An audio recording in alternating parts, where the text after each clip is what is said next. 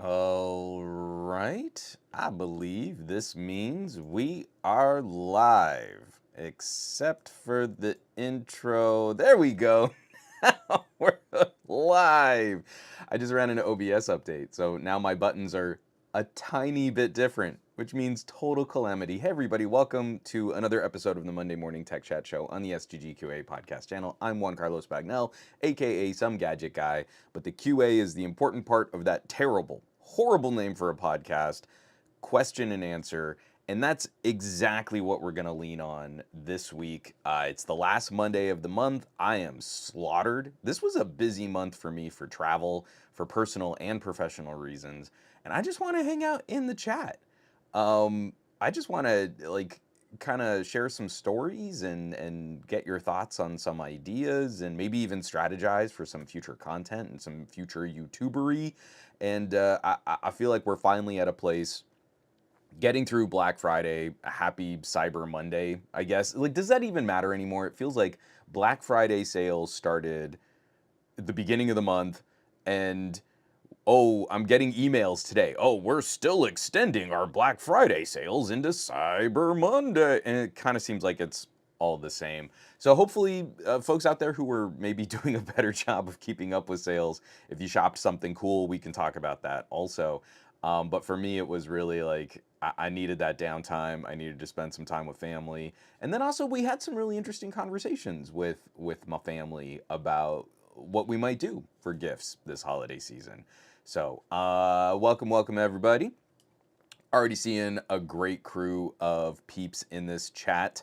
Seeing Jimmy Fire Dragon, Barry Johnson, ER1980, Steve Litchfield for 10 minutes. So I guess for another, 6 minutes, we get Steve. Everyone say, hey, Steve. I'm going to be joining Steve on his podcast shortly, and I'm hoping that we'll just tell everybody why they're wrong to like foldables and why everyone should have purchased Surface Duos. Um, we're cranky old guys, so I feel that will be a fun podcast to check out.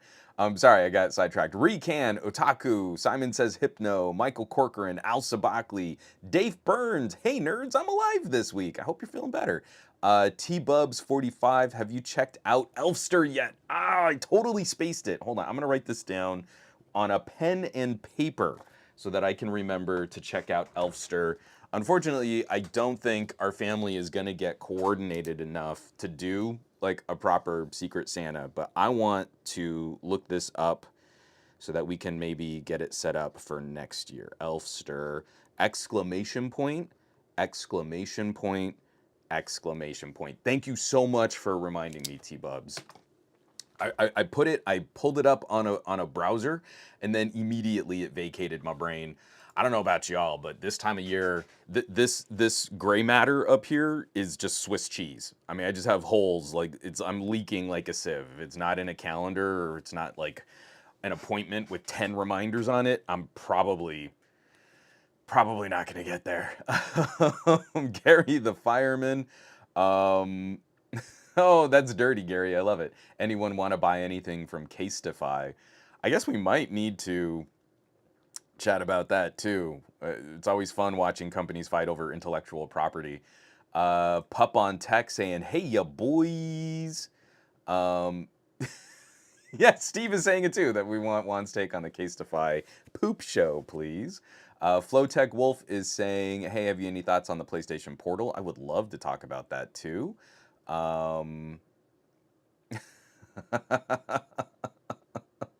Mountain Dew, sorry, I'm catching, they're like some great comments, and I'm sort of trying to catch back up. Bionic Soup is saying, hey, hey. I think we said T-Bubs. Malik is in the chat too. And I think that catches me up to real time. And there we are. Okay. Oh, and apparently we're in a level 1 hype train.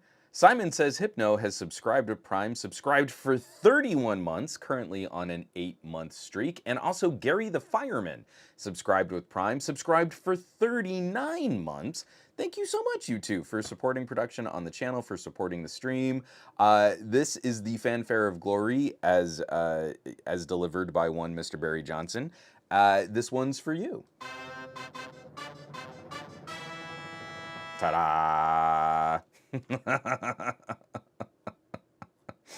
I guess this is kind of one of the things where we're going to start. Okay, so I'm going to push pause on dbrand and Casetify for just a second. I'm just going to knock out a little quick housekeeping. First of all, if you were in the United States last week, I know I started this off by being snarky about Black Friday and Cyber Monday, but really, I hope you all had a lovely holiday week. If you got some time off, if you got to visit with some friends or some family, just eat some good food, even if it wasn't like, a traditional Thanksgiving spread.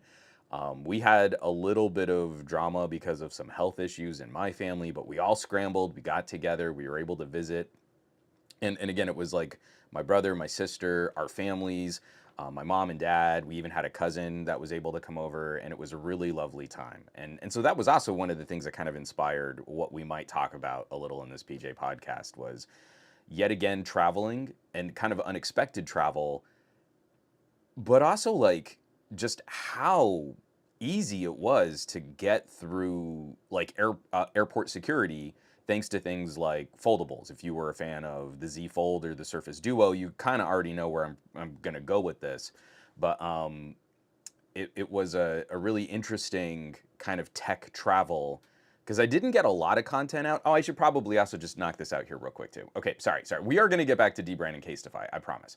But considering it was Thanksgiving week and Thanksgiving is my absolute favorite holiday of the year, I was also a little proud of me that I got a couple things out. Like I've got I've got like a whole list of stuff that I need to finish as we get into the end of the year. Some of that dating back to the summer for products that are like, I actually really do need to finish a video on this or write an article on it. But sorry, let me screen share here this real quick. This video I am super proud of. So I've been reviewing all of these little mini PCs, and I've been trying to find other fun things to do with them, especially the lower power ones. Like a Celeron isn't going to rock your socks. You're not going to use that as like a gaming PC or even like a work PC outside of just basic document stuff. So my NAS has been having some issues being used as a Plex server, and I was thinking, hey, what's like the laziest way I could upgrade my NAS? And we're not talking the right way to do it. We're not talking the best way to do it. I'm talking literally what is the least number of steps to add more compute power to the bucket of hard drives that I have connected to my router. So on somegadgetguy.com, you can check out the laziest, maybe dumbest upgrade for my NAS. Let's fix my Plex. And this is one of those videos I know will do garbage traffic on YouTube. Anytime I try to step outside of Samsung or Apple smartphones, I'm basically doing garbage traffic on YouTube. But I'm really proud of this. I'm taking a step outside my comfort zone and trying to build on some of the gadgets that I've been reviewing lately. So this was a fun one for me. Whether or not it monetizes the best possible way, I dug it. And then on the Patreon, this was another long time coming video. Oppo Find X6 Pro camera review, ready to fight next year's phones? Exclamation point. I probably should have made that a question mark. That's how you get, folks, is you make the end of your title on a blog post a question mark. So I probably am not doing this correct. I'm not hooking people with the clickbait. But again, courtesy of one Mr. Barry Johnson, he loaned me his Oppo Find X6 Pro. I shot a ton on it. Then I held on to it for an extra 2 weeks because I'm terrible like that. I felt so bad because he really liked that phone and it was kind of his production portable camera. But I finally got it back to him. And thankfully, I was able to take enough time to sort of feel out what these cameras are doing. Now, I'm not going to blow anyone's mind at the end of the year talking about the Find X6 Pro, which was launched pretty early this year. But for me, a major part of that conversation comes down to we're seeing a shift in camera sensors.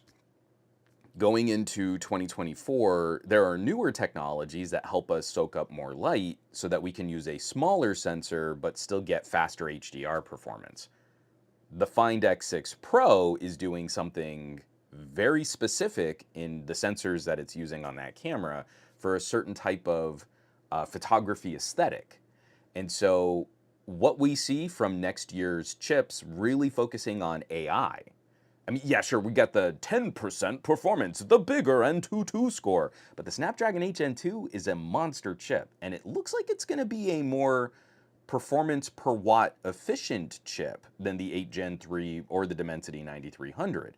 So, what if we posed the question, you want a great set of cameras on a smartphone going into 2024, if you could get a good sale on an ultra tier phone from 2023, how might that compare against a pro phone from 2024? And that's kind of what I'm sort of wrestling with in this Oppo Find X6 Pro review. Always pros and cons. There is no outright winner, and there are different photography styles that need to be addressed and need to be considered. But what Oppo did here this year was awesome, and it breaks my heart that we couldn't get this rebadged as a OnePlus. Like, this should have been our OnePlus 11 Pro Plus LMNOP edition. Like, just change the label and, give us a few of those little Oxygen OS software tweaks, and we would have had one of probably the best camera platform sold in North America. And it just, I want it. We're so close with Oppo and OnePlus being so entwined like that. So those were the two major projects. The camera reviews are always Patreon exclusives, and I can't thank my patrons enough for supporting the production on that. Basically, it's tough to kind of keep up with that level of production, because that was a couple weeks of work. I sat on the phone for a couple weeks after that, so apologies again to Barry. I did get it back to him, but it is a lot. And Q3 Becker also pulls up a link here from the Discord. I'll click this in, and we can put this in as a topic too. Notebook Check just recently did a test on the Vivo X100 running the Dimensity 9300, and their test is sort of aligning with some of my concerns for MediaTek's CPU style. Words are hard. We can also cover that too. Okay, so let's get back into dbrand and Casetify. Oh, you know what? I should probably also just pull up like a browser here. Dbrand Casetify. Am I saying that right? I don't even know if I'm saying that right. Okay, first link that came up was TechCrunch. So we can kind of pull this up here. And whoa, TechCrunch took a long time to load. I wonder what's going on there. Hold on, let me take a quick drink of coffee here. We made it through housekeeping. It's like 9:12. I feel like that's like under par for me. Hold on one sec. Ah, delicious lifeblood of coffee. Dbrand is suing Casetify over stolen designs. Written up by Ivan Mehta. Dbrand, a company that makes gadget skins, sued competitor Casetify last week in a Canadian court over a set of stolen skin designs. The brand is seeking multi-million dollars in damages as part of the lawsuit. And so they do these really cool sort of how do we just they're the teardown stickers, right? That's how we would describe them. It's what like the inside and the guts of your phone would look like if you were to like look through the back plate of your phone. So I always love that in like an iFixit teardown. You pop off that back and you can kind of see all of the guts of the phone exposed, and that's a cool look. It's a cool skin to put on there. So apparently, Casetify also is selling a range of these kinds of. Okay, so sorry. Here on, I'm trying to do this from memory. If I just read the article. So Dbrand calls their skin the teardown, and Casetify calls their skin inside out. And that's literally on the top of the image for the TechCrunch article that I'm trying to use as a source for this conversation. Okay, so getting into the complaints here, Dbrand is suing. In their diagrams, in their skins, they've left all of these little kind of Easter eggs, and apparently the folks at Casetify took the images, took the designs of these skins, and I mean they tried to change a few little things to make it look like it wasn't an exact one-for-one copy, but they ended up keeping a lot of the little Easter eggs that Dbrand has kind of sprinkled through. I know one of them was. On one of the components, they put R0, was it R0B07, because there's a running joke about dbrand being run by robots. And so that was one of the little aspects that goes into their skin. So apparently that was just copied directly over into the Casetify skin. So I feel like there really isn't a lot of wiggle room on this one. You can kind of make some claims saying like, hey, well, we're also making a skin that looks like the inside of this phone. But after a point, you kind of just got to go, no, they actually set you up. And if they knew that you were just copying this stuff directly, then you, like, replicating their Easter eggs is a real bad look for you. And Steve Litchfield, there are Easter eggs in all of the dbrand skins, by the way. My Duo 2 Teardown skin has them too. But I think like that's necessary. I don't believe dbrand could sell a skin that really was just a legit one-to-one image of the inside of a phone. Especially with branding and trademarks and all the company names that kind of go on inside. I'm sure there's got to be some what is it that I want to say? Fair use, some commentary and critique, or something transformative about what goes on the inside of the phone. I genuinely don't know enough about copyright law if the image of the inside of a phone would necessarily be considered something that you could defend under trademark law. But something tells me that with logos of companies on all those various components, dbrand probably has to make a good faith effort to transform the image of the inside of the phone to something that they can monetize, that they can sell as a standalone product or accessory. So that's even worse for Casetify, because that means dbrand probably has the receipts on the design process for everything that they did to get an image that looks vaguely like the inside of the phone, but all the things that they changed. And as soon as you see some of those Easter eggs copied, it's game over for Casetify. I don't believe Casetify can make a two-generation transformative argument. So dbrand does the work to make the inside image of the phone transformed. And Casetify, well, we took an image and we transformed it ourselves and made it different enough that we feel it's a unique product. I don't feel you get to make that argument twofold. Unless you can show, hey, we took an image of the inside of the phone and here are all the changes that we've made so as to not violate someone else's trademark. So yeah, I'm not a lawyer, but this one seems pretty cut and dry to me. This one seems pretty clear. Q3 Becker, I'm still thinking about changing my username. You can. We all know Q3 Becker. I'm probably not saying it the way that you want me to, but it's like I feel like I've had a relationship with usernames for a while now, and that's when I recognize. Steve Litchfield, the shock is that Casetify isn't a small operation. It's huge and should know a lot better. I feel one of the ways that you get to being kind of a larger player in the accessory space is by finding the economical shortcuts that can help you monetize products. This was a bad decision on their part. Like, again, if someone, just some random Joe Blow on Twitter had made wallpapers, right? I made a collection of wallpapers for all of these various phones. So if you want to see like what it would look like on an X-ray on the inside of your phone screen, then you could buy my little wallpaper pack, and then a large organization can come in and go like, okay, we want all those wallpapers, we're going to change them just a little bit, and then we're going to sell them as skins, as vinyl cut skins. We see stuff like that happen all the time.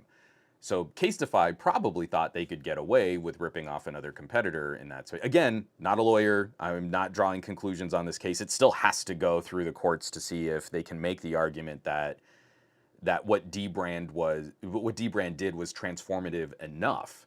Because that also might be part of the problem. Dbrand might be trying to protect IP that they can't quite protect because of things like fair use. So we took an image of the inside of the phone. Casetify took an image of the inside of the phone. That might be a problem in the courts. They might not. It depends on the judge, really, or what kind of trial that they're working on.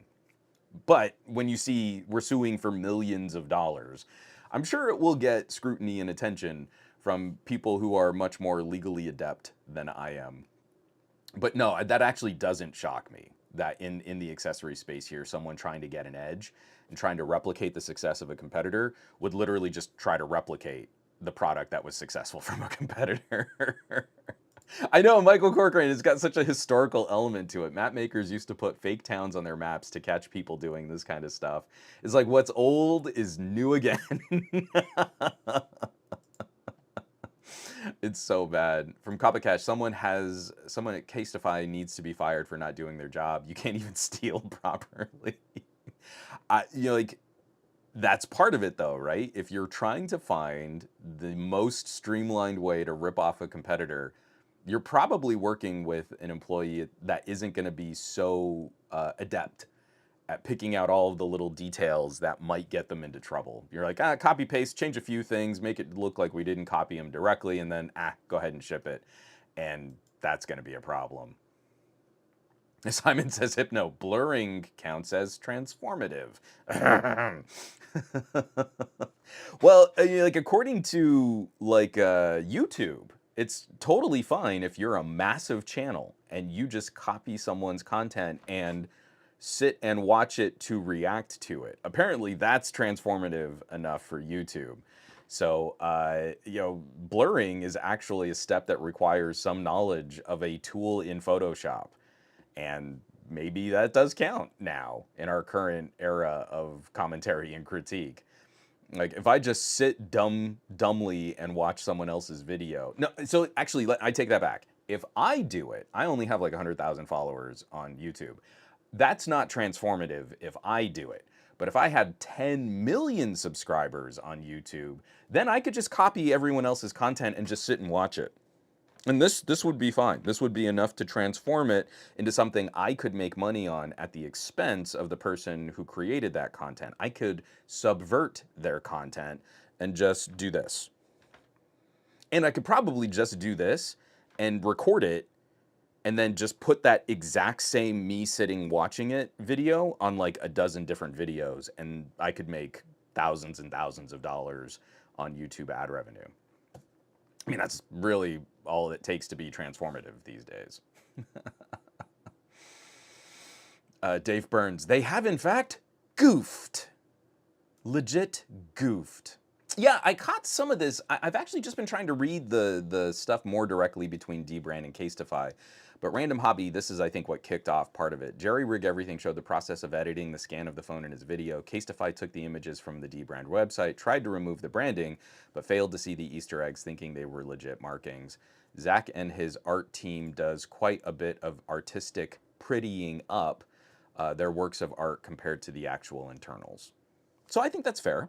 And again, dbrand now has to defend the work they've done to the images of the original phone. I mean, unfortunately, this does put some scrutiny under dbrand's process, but it would seem, especially if you've got someone like Zach from Jerry Rig Everything kind of weighing in on this, it would seem to me that they would be smart enough to hold on to the process of all of the designs and templates and mock-ups. I'm sure they had to do some prototyping, and that really helps their case in this type of dispute.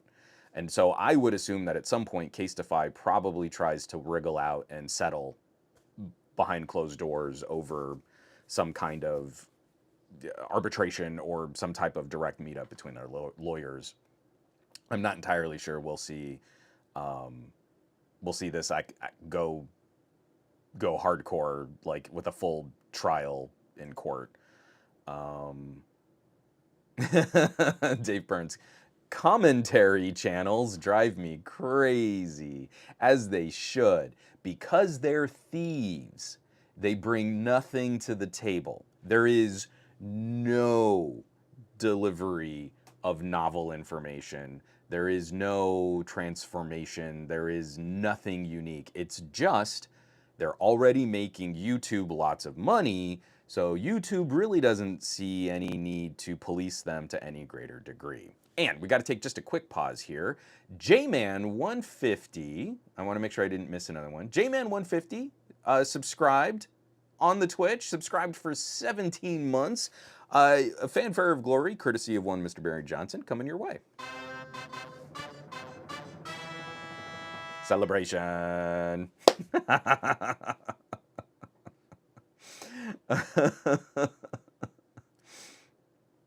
Oh yeah, Michael Corcoran. I don't know how you say the name of the channel. I've only ever seen it written, and I try not to get into YouTube drama because that's ridiculous. But Asmon Gold, is it Asmon Gold? I don't know what the name of the channel is. It's just him nodding his head along to other people's work. And I mean, even if you had a channel where people were like laughing and reacting or even adding some commentary, no, not transformative. That is not enough under what I would consider the legal guidelines of commentary and critique. Literally just putting your face in a little window on the corner. The one that really kind of pissed me off was how upset, who was it? Angry Joe, like during the Star Wars sequels, he would react to the trailers, but he would just play the trailer out. So you're immediately in trouble because you're playing the entire trailer with music.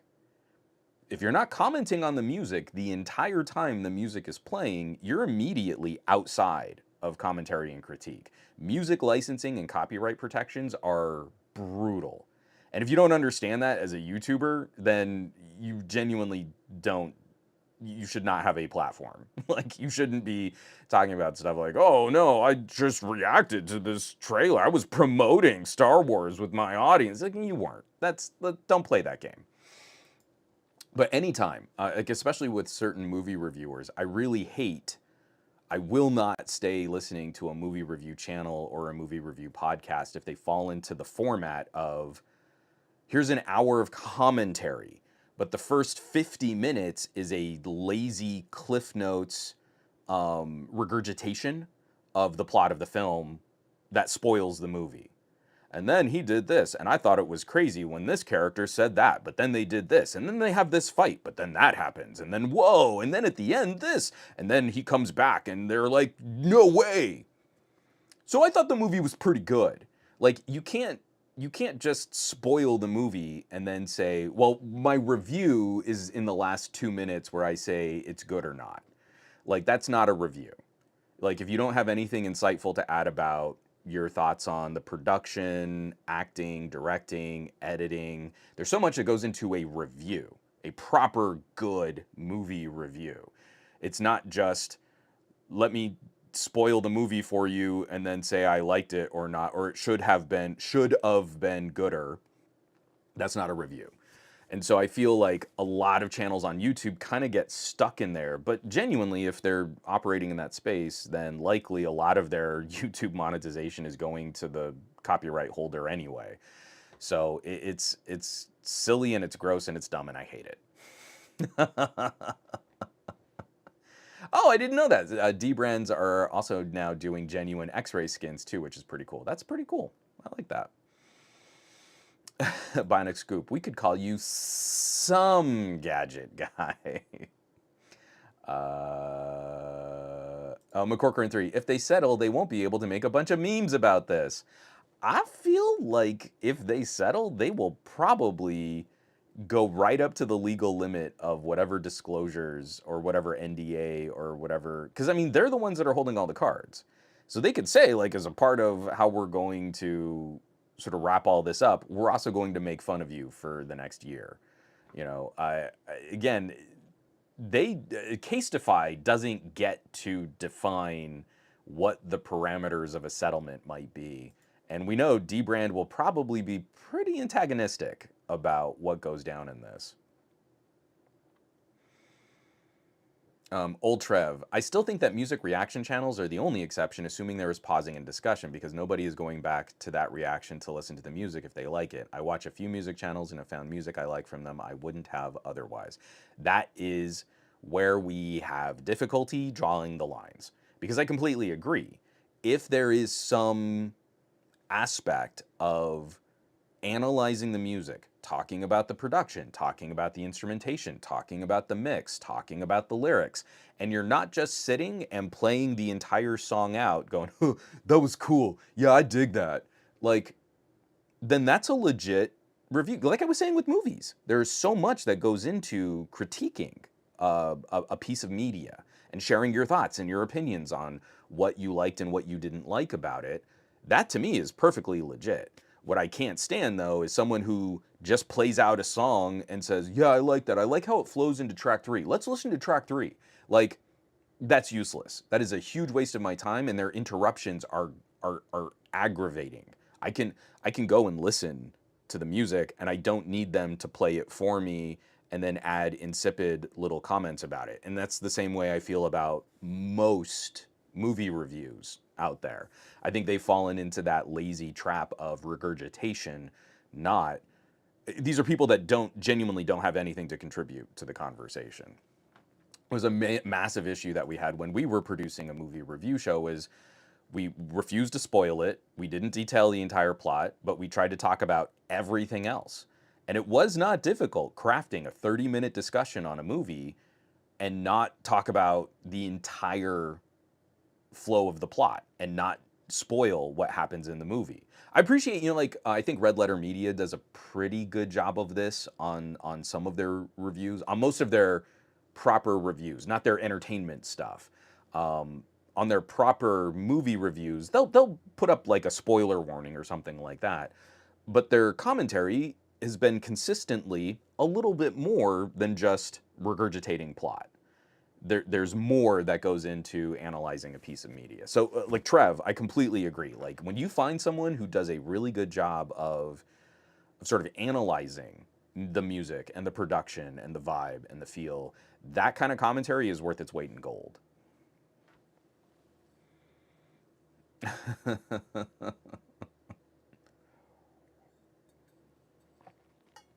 So Dave Burns, this is actually I had a philosophical issue with this. Dave Burns said they watched Plinkett but learned nothing from it. The Plinkett reviews are not reviews. The Plinkett reviews are documentary, they're analysis, but I hold to one major tenet in a review, calling something a review, it should not supplant the original. And if you watch all of the Plinkett reviews for Star Wars, for example, you could make a really good argument that you didn't need to watch the movies to be entertained by the Plinkett reviews using so much Star Wars media and copyrighted media. You could have called them anything else. I don't believe they're reviews, especially not when they're like almost as long as the movies were to watch.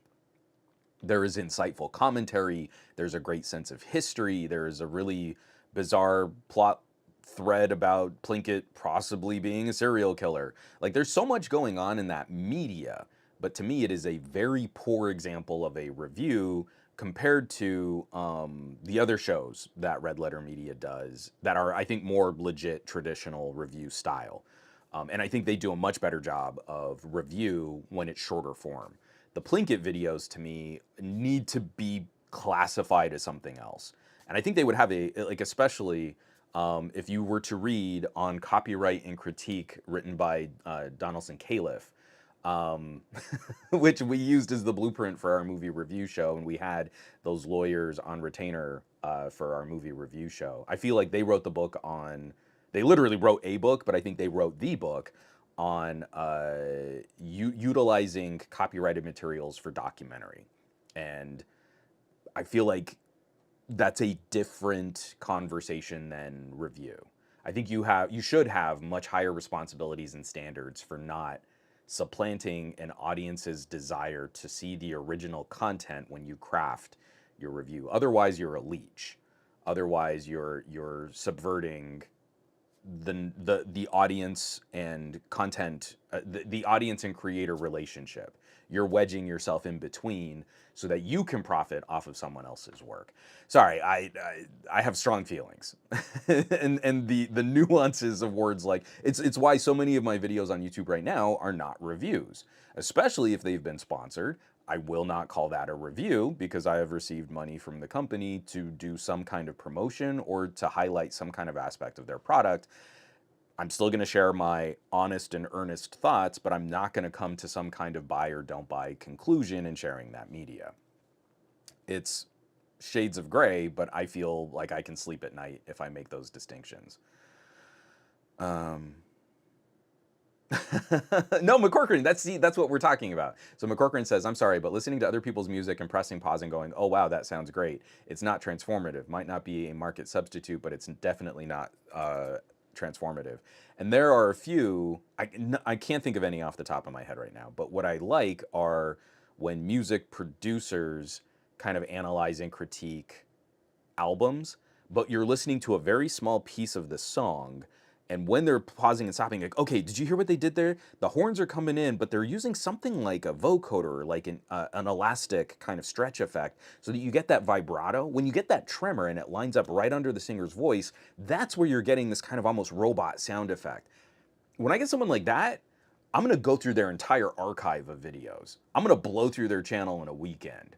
But that's so rare that you get someone that really digs into that kind of conversation. Oh, everyone say goodbye to Steve. Steve Litchfield. Got to go one. Got to stick this in my diary for each week. See you all at the weekend. I cough something at y'all. Anyway, I'm gonna be on Steve's podcast. We'll continue this conversation, Steve. Thanks for dropping by, man. I appreciate it. Let me get this right down here.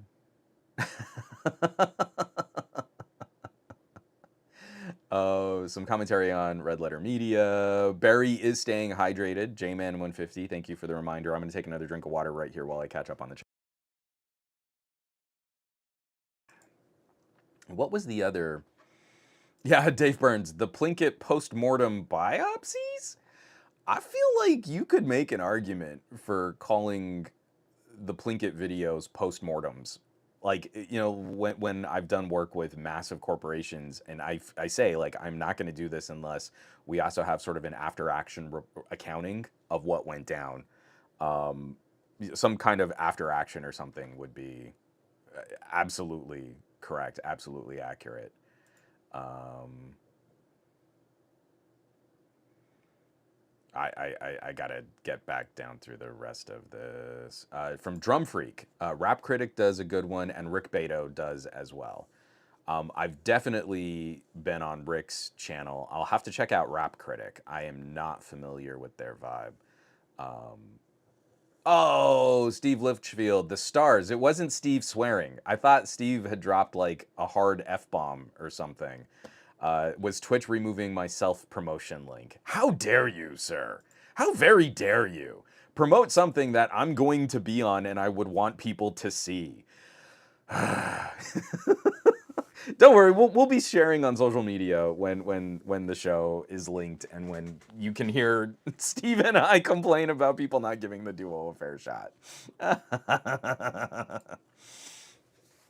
Goat V8, your YouTube thumbnail is awesome, haha. I have no idea what it looks like. I can't with YouTube anymore. They are the worst.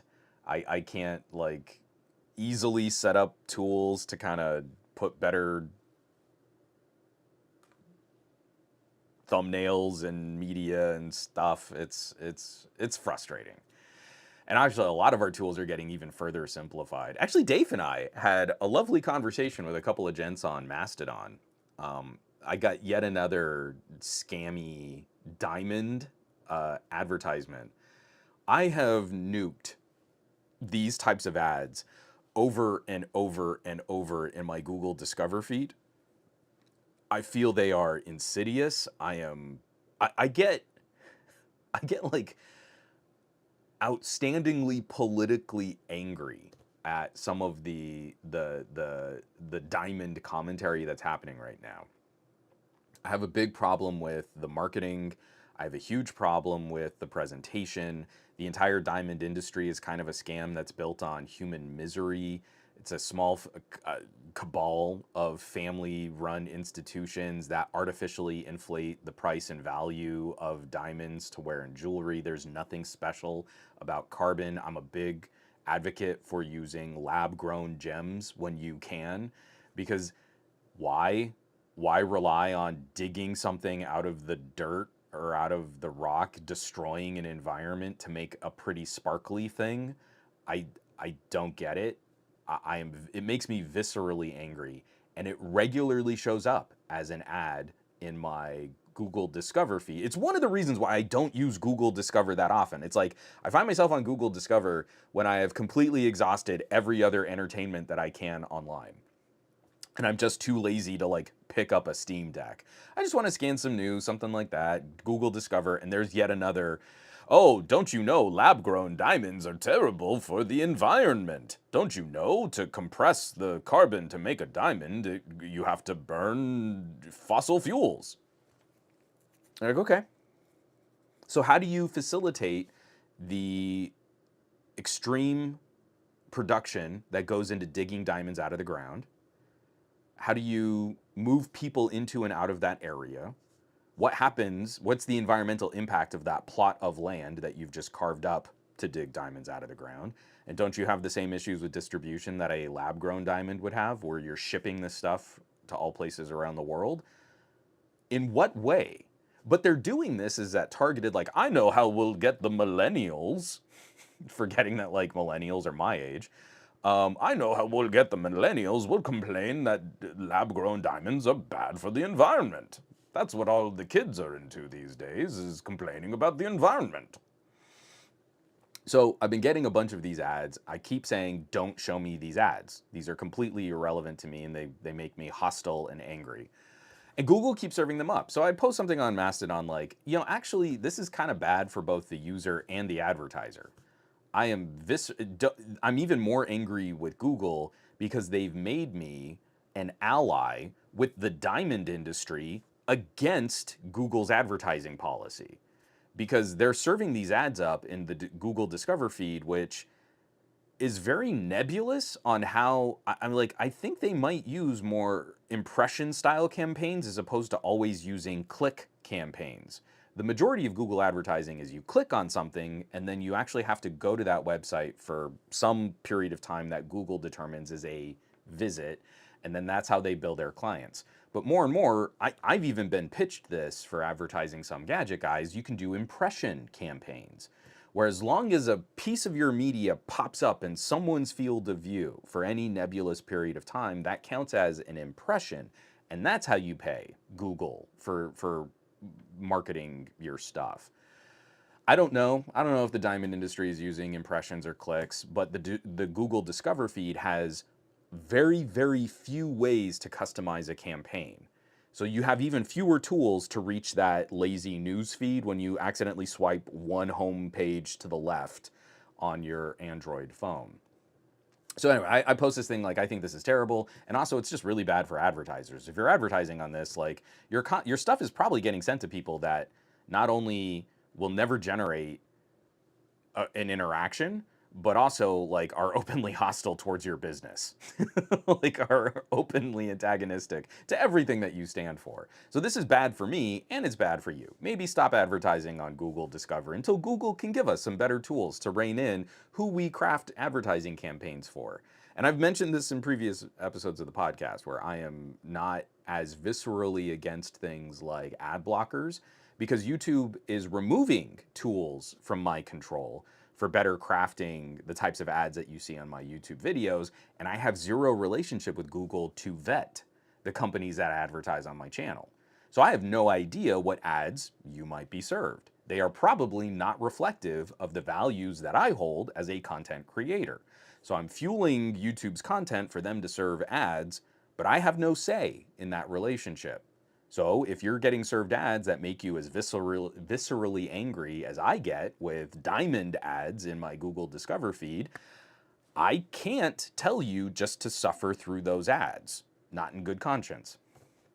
So, we got into this like little back and forth with a couple of gentlemen. I mean, it started off kind of antagonistic. Someone popped up like, well, actually, it's click per view, and what you need to do, blah, blah, blah, blah, blah. And you're like, great, I've got a well, actually guy on Mastodon.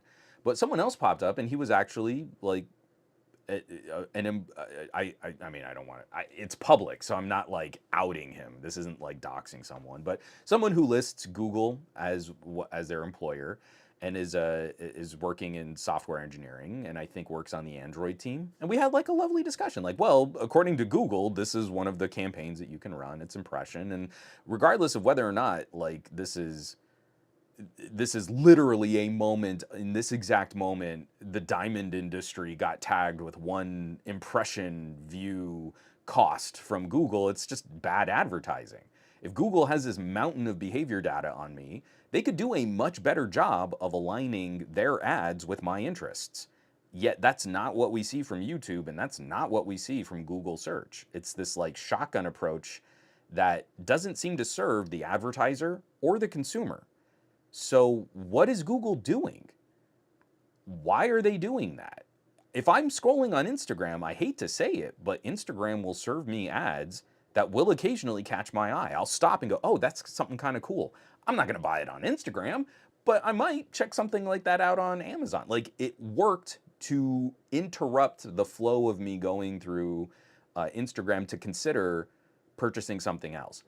I've never had that experience on YouTube, and I've never had that experience on Google Discover, and I found so much more objectionable material, completely off-brand material for my interests, and then outright scams.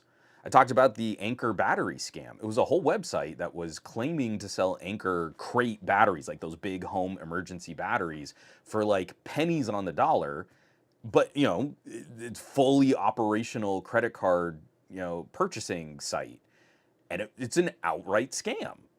And you're like, Google took money for that ad and posted it in my Google Discover feed, and people probably got ripped off.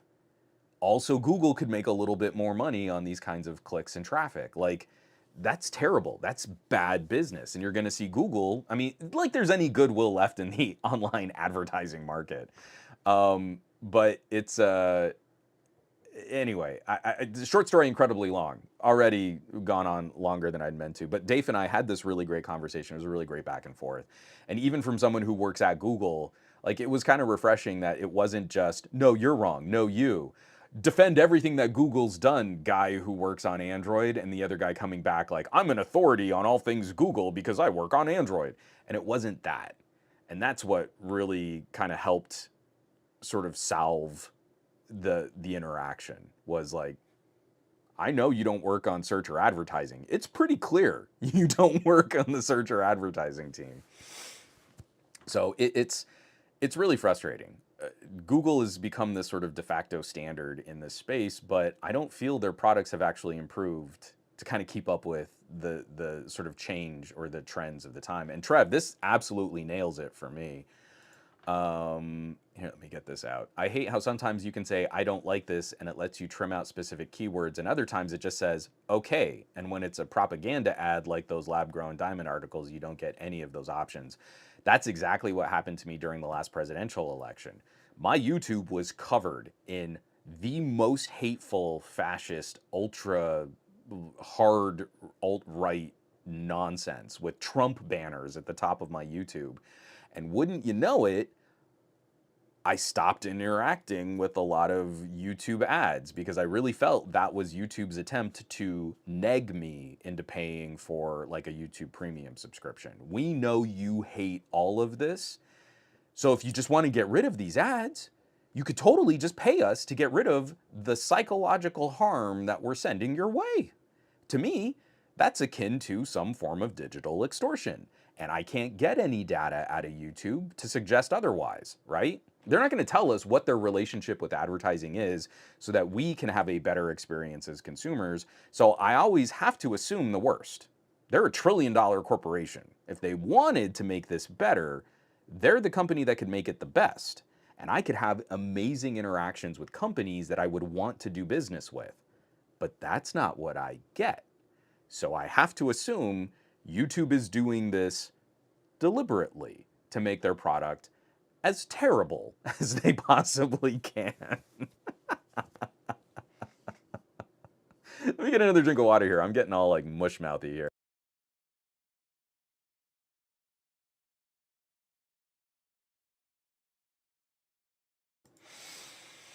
Yeah, it's pretty bad. So Michael Peppertech, I have to say, like, occasionally something pops up. Michael Peppertech says, I've yet to see an ad on any platform that seemed like they are actually paying attention to what I search. I have starved Facebook of as much data as I possibly can. I've not posted anything directly to Facebook. Everything that you might see from me on Facebook is autopilot. So if I push publish from my WordPress blog, there's a little signal that goes off that reposts my blog post to facebook.com/somegadgetguy. I have not interacted with Facebook as a platform in any meaningful way except to report pages that are impersonating me for scams. That's it. That's the only time I've logged in to really interact. And I did on my birthday just to say thank you in one sort of mass post. Hey, everybody who's wished me a happy birthday on Facebook. If you would care to interact, I'm not on Facebook anymore. So reach out to me on any other messaging platform and I would love to catch up. 2 people took me up on it. But for some reason, somehow, I'll be scrolling through Instagram and something will catch my eye. Maybe it's a wacky little accessory. Maybe it's one of these home crate batteries. Again, like it's just enough, just a little bit of a trick, just a little bit of a twist on something that I am already kind of into, and I'll give it a second look. That's to me sort of an effective form of social media banner advertising. And I've not really encountered that anywhere else. Not on Google products and services, not on Microsoft products and services, but every now and then something catches me on Instagram. And it drives me crazy too. Like I want to know, like, how did you get that close? I'm trying not to give you information. What did you get from me that you were able to land something? Arrgh. I feel like I got to go take a shower.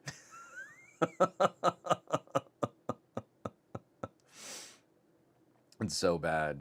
Oh, it's so awful. Oh, and Michael Peppertech, again, he's also bringing up other things like age appropriateness and channel content. I can't have educational content for my son without being pushed with ads and some highly inappropriate stuff. Lex gets no time on YouTube in any way that is not sitting next to Marie or I. Like it is all managed and supervised. She is never allowed to go on YouTube on her own. And she has to be very specific about what it is that she's trying to look up or what she wants to watch on YouTube. We're not just searching for things. There are a couple little educational videos like you're talking about, but it's a wasteland. And there's no way I'm just going to subject her to the whims of the YouTube algorithm. I feel like at this point it has become an openly harmful and antagonistic platform that is encouraging a certain kind of user behavior that we should all be very concerned about. And for me, it's just I'm not really getting a lot of search or discovery. You know, none of my videos go viral anymore. For me, YouTube has just become free server hosting. And when I can kind of make heads or tails out of another approach to sort of storing video, or maybe even walking away from video and sticking to audio and written content instead, if I want to have that relationship with my audience, that's all I can count on from YouTube is you're literally just dumb storage for me to upload a decently high quality video. When I can find an alternative to that, it's time to really start separating from what Google has done to that as a platform. Drum Freak, how well does the YouTube Kids app work? I have no idea. I have never had any faith in it. I'm not going to take the time. When you compare it to like putting on a kids filter for Disney Plus or Netflix, I have so much better control. The library of content is so much better managed. Like when I say this is sort of the limit that I would like my daughter to be able to experience on her own, she gets to make choices for a little bit of tablet time or a little bit of screen time, and she'll pull up something on Disney, watch it, everything's fine. I mean, usually it's something like Bluey, you know, like how objectionable Australian talking anthropomorphic dogs might be. I just haven't bothered to take the time to try and make heads or tails of the YouTube Kids app because the other media and content delivery platforms are so much better cultivated and give us much better tools for like ratings and content and guidelines. I just don't care. I don't care to try and figure out how my daughter might be able to consume more YouTube. That's not what I want her to be. I don't want her to be a kid that sort of dumbly just absorbs stuff. She's this vibrant, creative, artistic little individual who loves mixed media, putting together video projects at the same time as she's crafting. Like, she just got these little fabric dolls from my mom. So her grandmother worked to stitch up all these little, and they're classic, like little girls of the world cloth fabric dolls, and you get these like sort of felt outfits that they're not Velcro, but they kind of just stick to the fabric of the doll. And so at the same time as my daughter is also cutting out little paper craft things to go with those dolls, she's also talking about like, hey, if I can stand the dolls up, I can prop up my tablet and I can use the camera on my tablet to shoot like a little video of these two dolls talking. She is working in all aspects of all of this kind of mixed media. It shouldn't be a terrible surprise considering the house she's growing up in, but that's the kind of spirit that I would want to foster. I don't want her to sit and just watch some kid play with toys. That to me is heartbreaking. I'm not making a commentary on what entertainment your kids might like, but I, I, I can't do that to my daughter given the personality and the traits that she's already demonstrated. I have to kind of keep nudging her into something more expressive, something more creative, something where she has control over. We went to go see the Trolls movie. The I don't know, Trolls band together. I'm embarrassed to say that I knew most of the lyrics to most of the songs in the movie because it was that era of boy bands that I kind of grew up in. My daughter enjoyed it, but she didn't get any of the jokes. So many of the jokes were like running gags on all the names of old boy bands and who were like members of these old boy bands. And, you know, Justin Timberlake is the lead actor in this. And of course, there are lots of jokes at his expense for being like the little baby of this boy band troll group. But we left that theater, and my daughter proceeded to spend the next 3 hours talking about how she would have done a Trolls sequel. And I was just along for the ride. This is an 8-year-old who had very strong opinions on Trolls canon and the direction of the Trolls franchise. And I was there for it. I could not join her or like sort of contribute to that conversation at all. It was not a conversation. It was a 3-hour monologue on where Trolls should have gone. So that was one of the most delightful movie going experiences that I've ever had, because the movie's not great. But she had fun. She was dancing to the music. Actually, a lot of the kids in the theater were just up in their seats and kind of dancing. No a sort of relationship to this kind of content, to this era of music, but there were some bangers in there. Like, they would even hook into like Boys to Men. Whether or not we want to call them a boy band, I'm on the fence, but really delightful moments. And she was kind of surprised that I could sing along to quite a few of the songs. But she's up and dancing in the house. She's having fun for just a popcorn flick, but it spurred 3 hours of 8-year-old monologuing on what the story could have been, or where it should have gone, or where a potential sequel might end up, given the events of Trolls 1, 2, and the television show. So I had to let her do that. This is not a little girl that I can sit in front of like a little kid's toy channel on YouTube. And to me, that would be sort of a dulling of her senses, a dulling of her spirit. And I want to celebrate the ways that she participates with content. To me, that's so much more important. Hold on one second. Let me take a drink.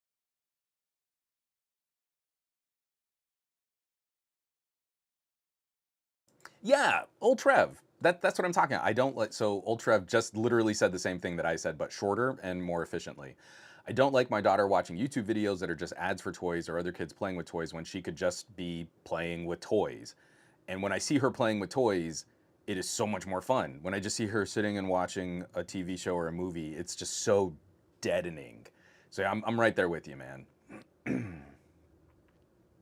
LFE reviews. Hey, everyone say hey to Jeff. First of all, Jeff, I hope you're doing well, and I hope you're having a lovely holiday season. I meant to ask, you were talking about maybe taking a little road trip with that really sexy car of yours, so I hope everything went well. Jeff says, she should be in charge of the TCU, the Trolls Cinematic Universe. And you're like, you could do worse. My daughter, I mean, she went to some dark places too, talking about like what the trolls could fight and then what would happen with the Bergens. And then there are all these other species that have been introduced into trolls canon. And she's got just a little bit of that classic monster movie edge to her. I think in part, like her birthday is pretty close to Halloween. So she loves kid spooky. And she loves like sort of the more classical representations of some of these creatures. So when she hears about like trolls and goblins and unicorns and fairies, like she loves the sparkly Barbie pink princess superpower stuff, but she also kind of digs like fairies as mischievous entities like the Fae. And when she gets older, I think she's gonna go hard on some of those like more classic representations of media. But her take on the trolls on a potential trolls sequel, on like a Trolls 4, I guess, it was pretty heavy. Like it got pretty dark. So old Trev. Okay, so Trev says we saw the Trolls movie, and because of nostalgia, I felt it was the best of the Troll movies.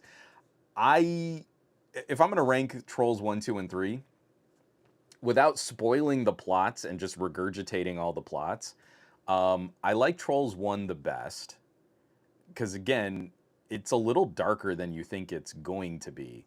But then I really liked Trolls 3 a lot better than Trolls 2. Unfortunately, the hook of super sappy, silly boy band music and lots of boy band puns totally worked for me. This is like a elder millennial, maybe on the cusp of Gen X. Unfortunately, that really did kind of work. I enjoyed it. I liked it better than Trolls 2. So yeah, it's not a great movie. Okay, and thank you. And if anyone else would like to weigh in, I would appreciate some thoughts and stuff. But Trev saying, I agree, Boys to Men should not be in that category. I don't know why, but especially from Cooley High Harmony, one of the greatest kind of R&B albums of that era. I can't put Boys to Men in boy band territory.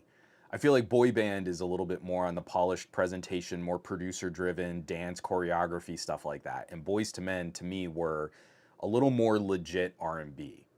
Like they should be in the same category as a more modernized take on like Al Green. So that's my feeling on it. I don't know if anyone else is would fight me on that. But I don't know if anyone has strong feelings on Boys to Men being called um, Boys to Men being called a boy band. Uh, oh, Aditya, she will take you up on that. Aditya says, if I ever make it into Hollywood, I'll gladly hire Lex to write my movies.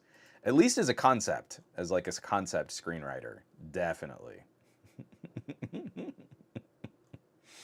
And Dave Burns coming in with obscure Trolls 2 references. I did not expect that this was going to be as big a part of our conversation. This is lovely. So I mean, I'm trying to think. Like we kind of still want to see Wish. The little so there's this cute little Regency movie theater next to our pretty close to our place, and it's like just the bad news bears little underdog of a movie theater. It's not fancy. It doesn't have super fancy seats. I think there's like one screen that does like the 4D rumble chair stuff. It might not even have like full capabilities for like 3D movies and stuff. But because it's this sort of charming little movie theater that's off a main road and doesn't get a ton of traffic, I kind of love going to movies there. And even when they sell like a pretty decent crowd, like the Trolls movie, the attendance was maybe like a third of the house, and it was a kids movie, and no one was bothered that kids were up and dancing for a kids movie. That to me was delightful. Um, so they're also kind of getting movies a little later than some of the bigger players, but I feel like I want to support them just because they're a little underdog theater with a more classic movie going experience. Their matinee rates are really, really cheap. But they're going to be getting Godzilla minus one in December. And I think I want to see it at their little theater. That to me is like the next movie I've got on my list that like I absolutely need to see it. I might just go by myself, just show up, and depending on the showing, like maybe I'll be the only guy in this movie theater at like 11 o'clock at night in a suburb in a a little underdog theater. That to me would be glorious. Like that's the one I really really want to see. But we'll probably also see Wish over the next month too. So we'll have to see. Um, Oh, T-Bubs, did you check out Leo this weekend on Netflix? It was awesome and I really enjoyed it. So that's the we're probably gonna watch that this next weekend. That looked charming. And I like it when Adam Sandler is given some kind of challenge beyond just can you make a movie with all of your friends? Like I've never enjoyed those Adam Sandler movies. Um, but again, when you get like an Uncut Gems, you're like, oh my God, this guy can really act. And they're not great movies either, but I kind of liked him in Hotel Transylvania. He's a surprisingly good voice actor, which you you can't always link. A lot of really comedic performers have a difficulty in translating what makes their performance comedic into animation because they lose all of the accessibility of their features, of their reactions, their gestures, their movements. They're trying to convey it all through their voice. And Adam Sandler is surprisingly decent at that. So it's that's one we're absolutely gonna catch. It looks cute. It looks really charming. So we'll probably watch that this weekend. So no spoilers. If anyone was going to try and spoil Leo for me, I really appreciate it if you wouldn't. My daughter really does want to catch that one. Oh, Muppinish, that's sweet.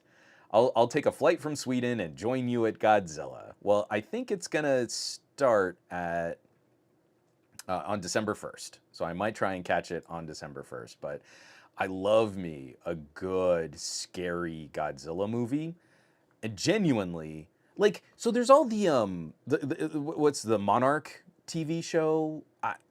I'm really not interested in that version of Godzilla.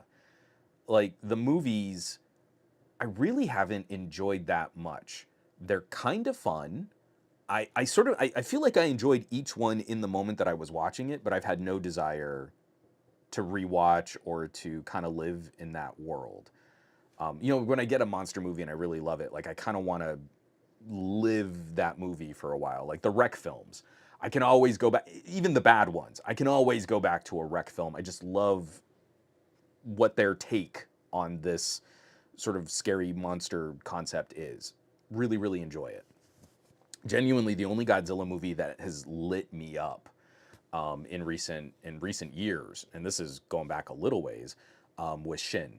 Shin Godzilla I loved as like a satire on the Japanese government's reaction to crisis, the concept of Godzilla as an ever evolving monster, and then also that we didn't fully succumb to the total power creep of a Godzilla. Because like the Godzilla animated shows, like Planet Godzilla, you come to a beast that is this mythological god of awesome, completely unstoppable power. And I liked Shin Godzilla as kind of a glass cannon. It's one of the most expressively powerful Godzilla creatures that we've ever seen, but it's not one of the hardiest or indestructible Godzilla monsters. It's like this creature that is, it's just pure agony and torment as its own body is kind of ripping itself apart.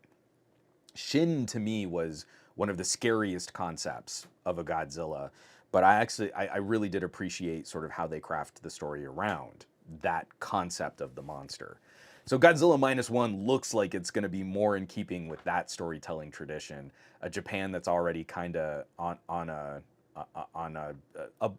a difficult moment in Japanese history, then getting hit by a giant monster attack. I'm here for it.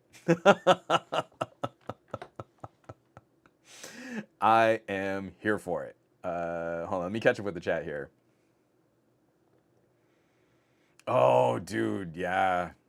El Jefe says, I did the same at a theatrical showing of Akira, had to roll solo. Yeah, I don't know how much Marie might be into Godzilla, and it's definitely not going to be a movie for Lex. So, yeah. Yeah, it might just be a me movie. I mean, I'll throw out like for a couple friends, like, hey, I'm gonna go in this time if you want to join me, cool. But I might just need to get a big old bag of popcorn and just watch it myself. Oh, T-Bubs, I love that. So Leo was awesome. It was such a great movie for kids and adults. I'm really looking forward to it. I think that one's gonna be great. Muppinish is saying the first Godzilla is the best one, hands down.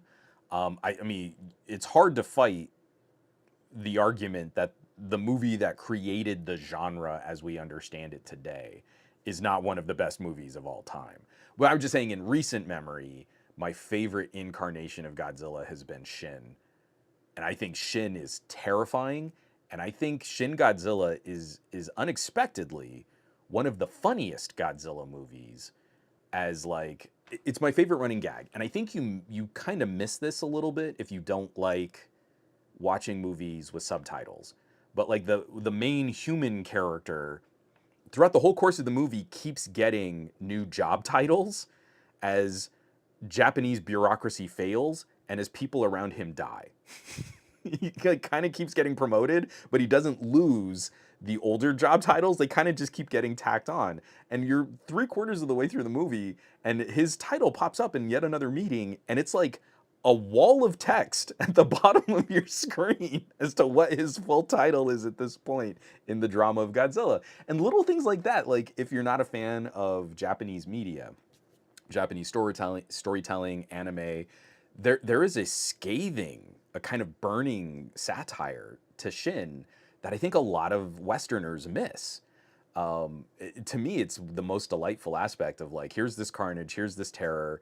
I know people like the Godzilla nerds on YouTube. He's too much of a glass cannon, and like you shouldn't be able to beat Godzilla or like fight him with like trains and like tanks and stuff. And you're like, well, that's not interesting. If he's just impossible to destroy, then you don't really have a movie. There needs to be some drama, some stakes, and whether or not you can overcome this catastrophe. If you just want to see two giant things fight each other, go rewatch Pacific Rim. That movie's so much more fun for giant robots fighting giant monsters. I rewatch it at least once a year because it's hilarious and it's super fun. But Shin is something special, so it's pretty great. Let me drink some more water here.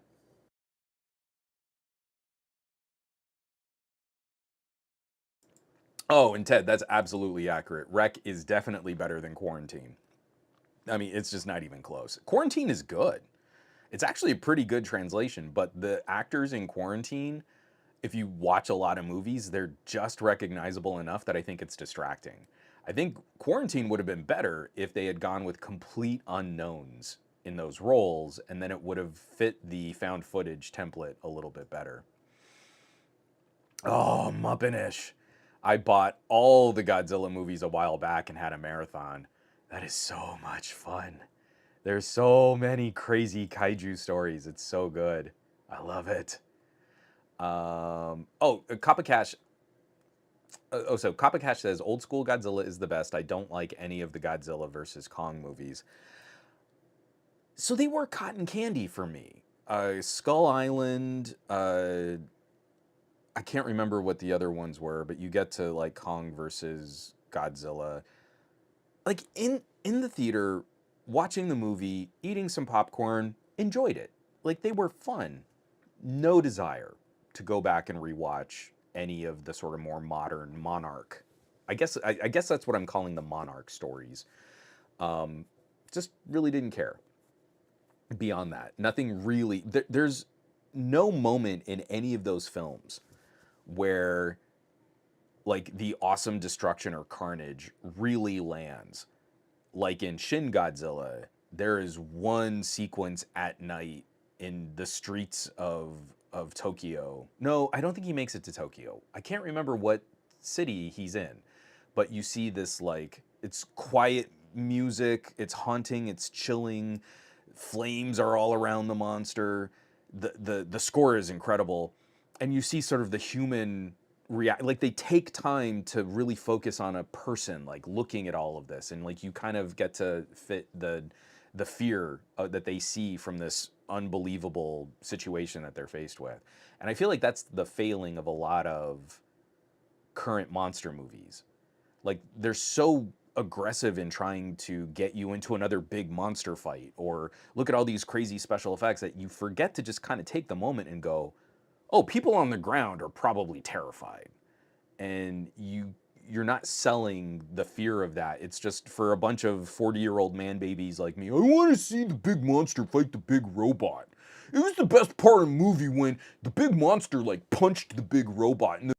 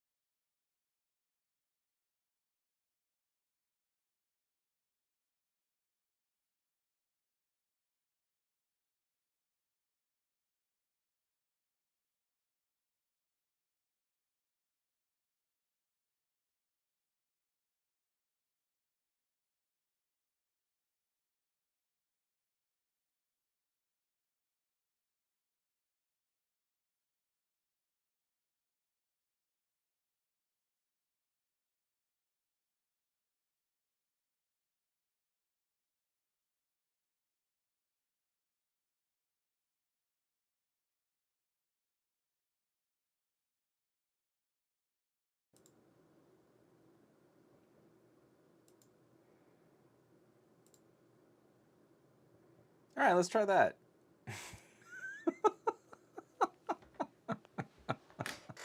I'm so mad. I had my phone is actively like doing this right now. Everything was in, but it stopped. So now I got to be careful because my phone is basically running the stream, and I've removed the person from the stream, but this entire thing is probably gonna like freak out. So I'm just gonna mute these guys just in case. I worry if I like take take the phone offline that it's going to collapse the stream again. A very important piece of information: don't cross the streams, whatever you do. And you said crossing the streams was bad, Ray. Yeah, that's legit broken.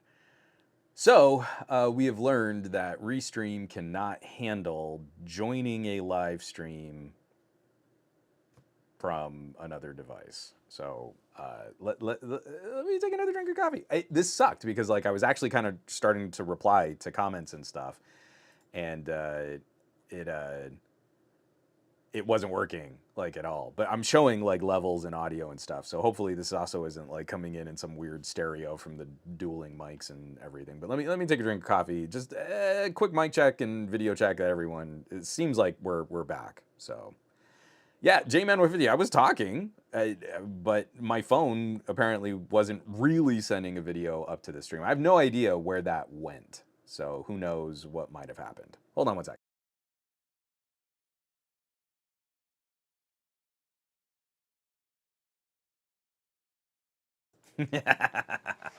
When someone asks if you are a god, you say yes. So I don't know what happened. My computer blue screened. So that's bad. But I immediately pulled up my phone and was in Restream. Like I was in it. So anyway, I don't feel like we have to get too back on the whole Godzilla versus Kong. Godzilla -1. That's where I was gonna sort of eventually wrap all this up. Was just saying that's kind of what I wanted to do. To kind of get into the last half hour here. I'm writing up an article right now. Um, oh, Simon says, Hetmo, tell me you're not using the WizBox G. Um, I gotta say, demigod to remain somewhat humble. It's just the kind of demi guy that I am, right? You're welcome. So, no, Simon says, no, I wasn't using the WizBox G. I have a plan for the WizBox G to become a new super hardcore beefy media server Docker photo service thing. And I'm gonna start building into that box pretty soon. Gary the fireman. This must have been the work of Gamora. Or Gamera. Not Gamora. Gamora is Marvel. Gamera is really neat. Gamera is fun to eat. We're all eating Gamera. Oh, and Muppinish. Shin Godzilla. I wish I could lobotomize the part of my brain that had seen and memorized Shin Godzilla just so I could watch it again for the very first time. You are in for a treat. I liked it so much, I bought it on an imported Blu-ray right above my head, right there, and I adore that movie. Whew. All right, let me get this out of the way. All right. Yeah, getting into the last sort of, actually the topic that was in the title of this video for our pajama podcast this week, or this month.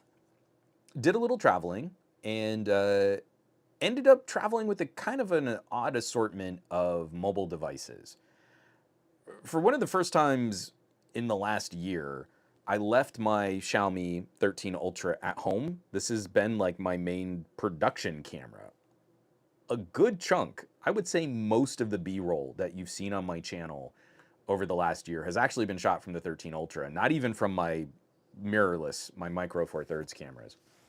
But I'm traveling, and I ended up with a backpack that had a Pixel 8 Pro, which is currently failing to restream as we speak, but I'm not gonna touch it. Actually, you know what? Experiment time. This could break everything. I'm just gonna turn the screen off on my Pixel 8 Pro, and let's see if that destroys the stream again. Fingers crossed. Who knows? I just might blink out of existence. But I found myself with a gadget bag packed pretty light. Had a Pixel 8 Pro, had a OnePlus Open, and I also had the Pixel Fold. This is the first time I've ever left the house with two foldables. It's pretty silly, but it was really delightful. Had a little folding Bluetooth keyboard. I had my little Microsoft Ocean plastic mouse. I go through TSA, I go through airport security, and I don't have to take anything out of my bag. And it was so liberating to have this ridiculous combination of compute power. Oh, and I also traveled with one of my little pair of XR glasses. I had the TCLs with me, the Air 2 TCLs. Go through security, bags all packed up, got all the TSA agents. Anything that's bigger than a smartphone, you have to take your iPad out of the backpack, or you have to take laptops and tablets or e-readers. You have to take everything out of your bag. And I just send the bag through. And it was totally fine. It was so nice. And like, I have kind of a ridiculous setup there. I can unfold my OnePlus Open, plug in my XR glasses, move over to a keyboard and a mouse, and have a large screen projection workspace. I wrote the article about traveling with the OnePlus Open on the OnePlus Open. It was fantastic. And it was like just reclaiming this one little bit of dignity. Trying to get through TSA. It's like, you got to take your shoes off and you got to stand and get like your gonads irradiated with an X-ray scanning machine. And you've got to completely unpack your bag and then repack your bag while you're scrambling to put your belt back on at the end of the conveyor belt. And I didn't have to do that. I didn't have to do any of that. It was so nice. So I wrote up a little article on the OnePlus. I'm gonna publish that probably to the Patreon first and then publish it public on somegadgetguy.com. But it really just kind of lit up for me. Like, this is a quick family trip. I have ridiculous cameras, like 3 devices that all have really solid cameras on them. I'm shooting little video clips. I can edit all of the video from those clips on the devices that shot the video, and I can do it reasonably fast. Like, I can edit video on a phone and render about as quick as I could from a good mid-spec laptop. Like, it's pretty close. And so it was just an ultra lightweight way to get through a family holiday. I caught another really great photo of all of us together at Thanksgiving. I'm not gonna like put it up here because we've got lots of little kid faces and stuff. But let me, oh, come on, there we go. And so just in, a bad stream, like, we're all together for Thanksgiving. I'm wearing the Admiral Kirk hoodie that my buddy Andrew got me. So everyone was making fun of me for giving myself the field rank of Admiral. But this is such a lovely little shot. We're gonna print it out. Photo from a phone. That's our, this is gonna be like a holiday card photo. We look great. And I maybe even did a little of that Pixel 8, magic best take feature where my cousin was blinking in one of the photos and I just replaced her face with another one of the photos, and it was delightful. And like, there's so many of these moments where in the past I would have needed another computer. I would have wanted to have like a real big boy camera with me. And it's so miserable when you're traveling like that. Even going through the whole process of like TSA pre and all of these like paid services that help you cut the line, the lines weren't problems. Even for this peak, like, this is the most traveling we've seen over the holidays in forever. The lines at all of the cheap, like all of the normal security checkpoints were often faster than going through TSA pre. Like, there was no advantage to getting through security except for like, maybe I wouldn't have had to have taken my shoes off. But then I was able to even abbreviate that more by using these mobile devices as my primary compute devices, and it was so liberating. My bag was lighter, the checkpoints went faster, I still had all the capabilities that I would have wanted to have had. I was able to capture all of our family memories. I shared some of the food photos on social media. Like, I still need to put together a couple photos and share them to Flickr. But on Mastodon, you can catch a couple of the shots. And I did a little carousel on Instagram. But it's like, this is so much fun. This is so much easier. I love this so much more. And I still had games to play. I still had movies to watch. I still had podcasts to listen to. I was able to get writing done on an airplane. It was all great. So it's DTNO, great. Now the TSA is going to be monitoring your stream. And Trev, tell me, the whole thing is not about security. It's about to be demoralizing. Trev says, I just came back from Mexico and we didn't add our pre-check onto our connecting flight. So we had to take off shoes and remove tablets from backpacks again, like animals. And, you know, that to me is kind of the worst aspect of this. You go through a security checkpoint at TSA and it doesn't really feel like they're keeping us secure as much as they're just hassling us to try and then get us to buy some other security tier. Like the impoopification of streaming media sites is now being reflected in real world situations. Like, oh, if you don't want to get hassled and you don't want to take your shoes off, then you got to do this other paperwork and pay these other fees so you can get pre-check. It's not cool. It's really not cool.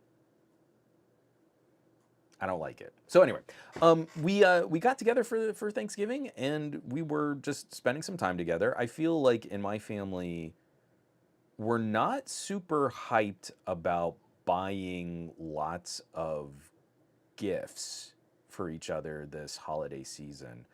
Like for example, I took that really nice family photo at Thanksgiving. I think that's going to look really good as a large print, like maybe an 11 by 17. You know, like I think that'll look pretty decent. But we started getting into some other conversations, and like my brother and his wife, she has an old iPhone 10R, and he has an old beat up. I think it's a Motorola G. Um, and I was like, I, like for Christmas, I have a Pixel 6a and a Pixel 6 Pro. They're not the newest phones. They'll still get a couple years of software support, but you know, if you guys just wanted something newer, especially because they just had their first kid, if you wanted something a little newer and like it'll take much better photos of your newborn son than your old iPhone and your old you're definitely more than your old Motorola.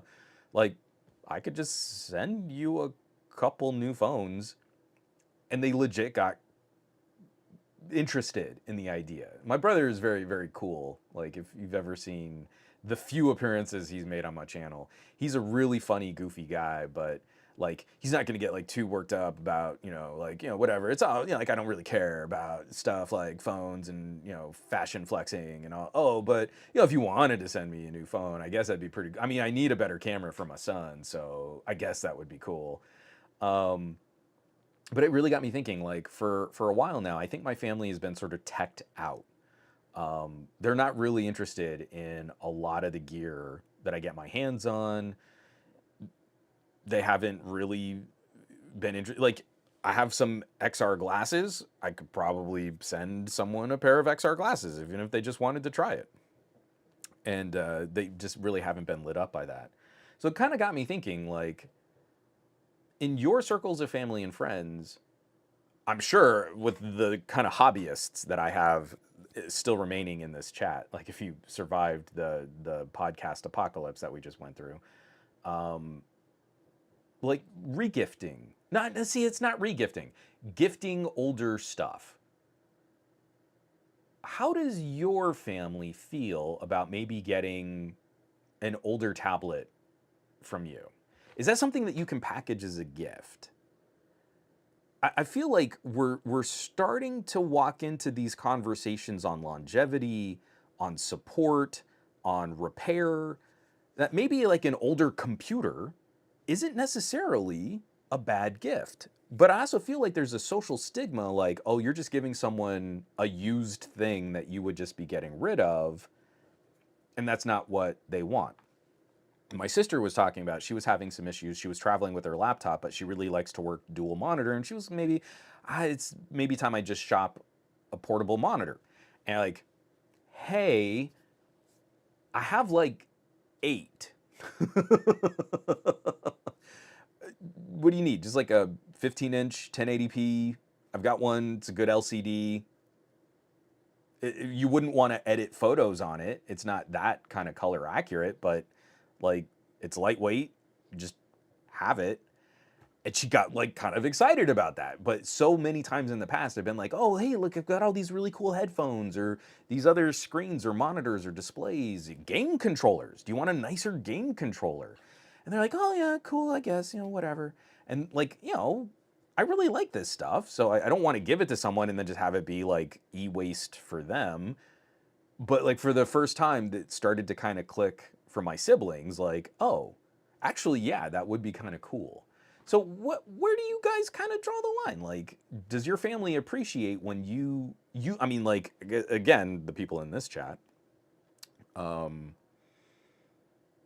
like if I have a 2-year-old flagship phone, it's probably better hardware than anything that my friends or my family might be buying for themselves.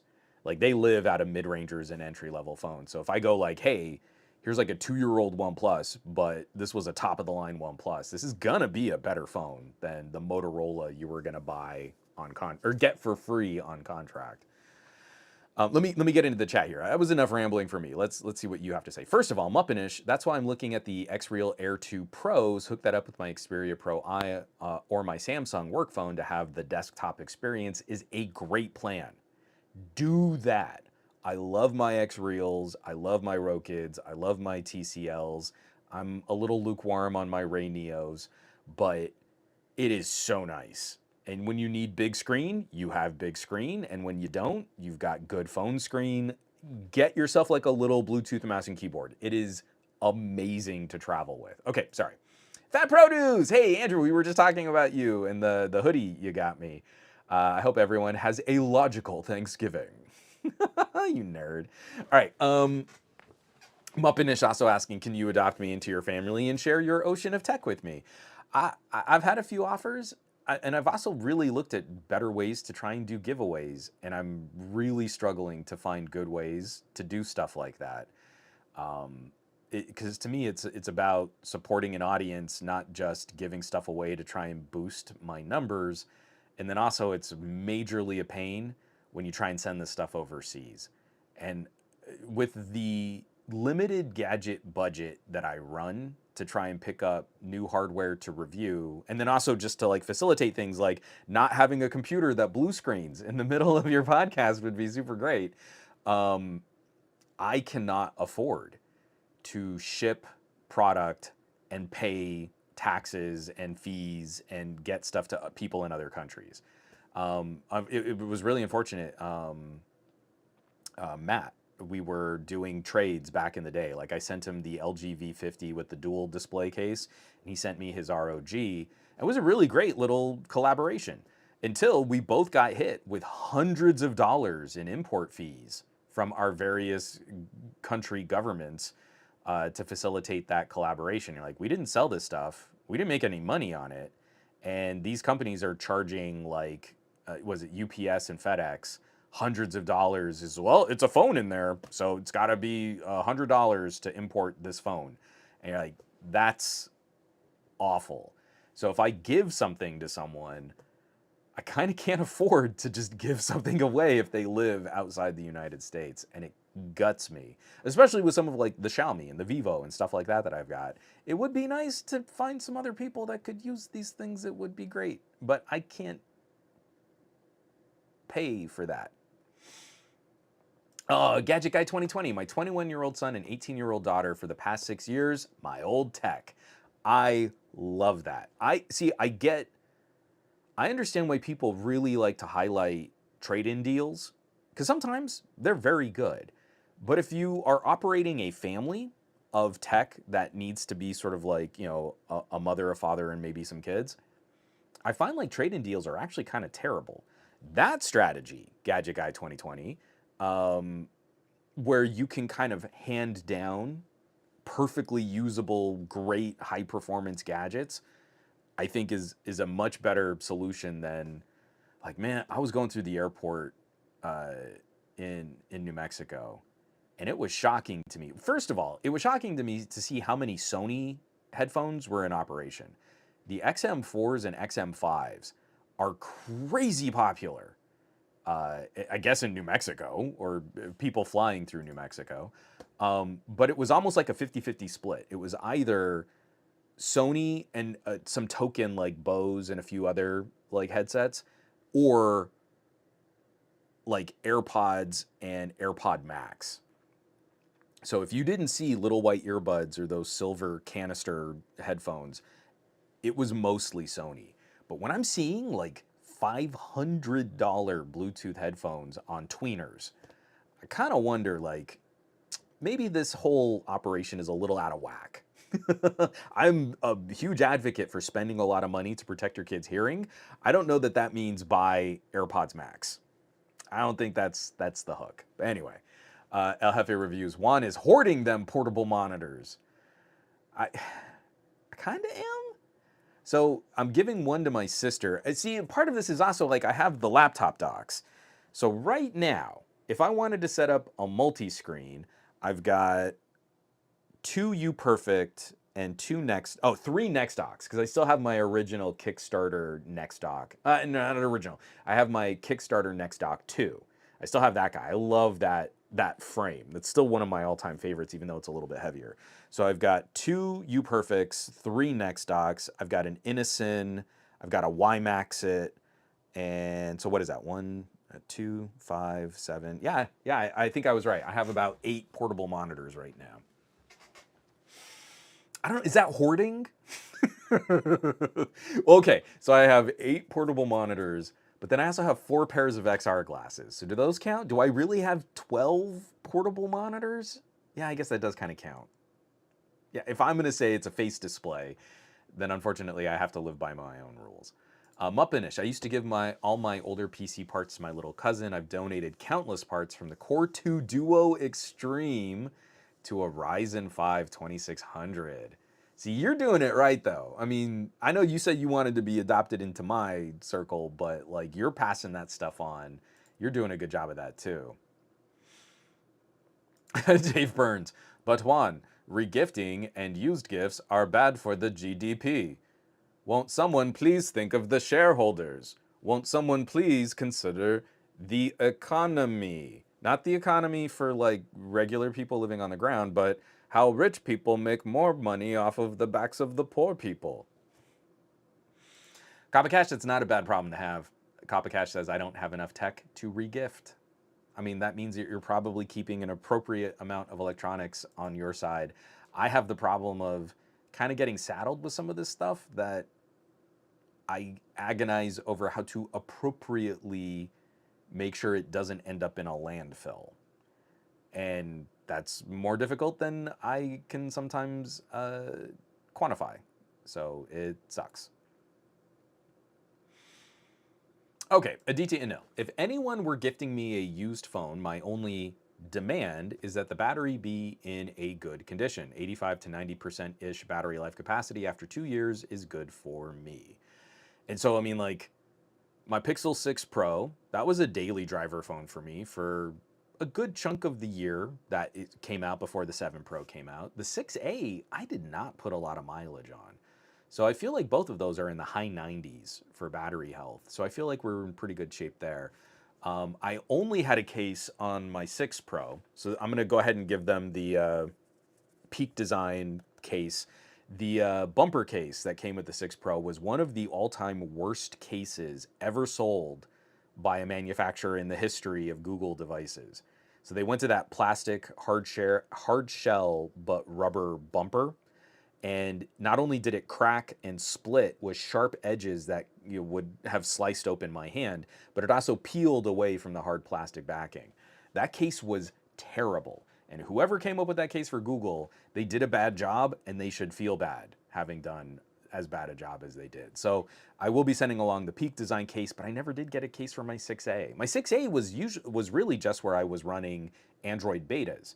But now I'm running the Android beta on my Pixel Fold, and I'm keeping up with Google software there. So yeah, I mean, like, I want the 6s to go to good homes because they're still reasonably decent camera phones. Some issues with Samsung modems and battery life, and they understand that, but what they wanted were phones that would have better cameras to take photos of their kid. And I feel some Pixel 6s appropriately satisfy that need. So I'll be curious to see what they say. Again, if these only go for like another 2 years, I feel like they will have had some experience in what they like and what they don't like. So that could help. Michael Peppertech, I strive for this too. I take such good care of my tech that my used tech is basically new condition. I've passed down Apple Watches when I upgraded, sold my 24-inch M1 iMac to my dad. I try to make it through a review period with these devices still being in like new condition. Um, I'm a little anxious about, I don't know that I can do that with foldables. Like a big part of my strategy, like I hold up my Pixel 8 and it's in a Peak Design case with that little magnetic mount. And I have a glass screen protector on the front. Like I've never touched the actual screen of this phone.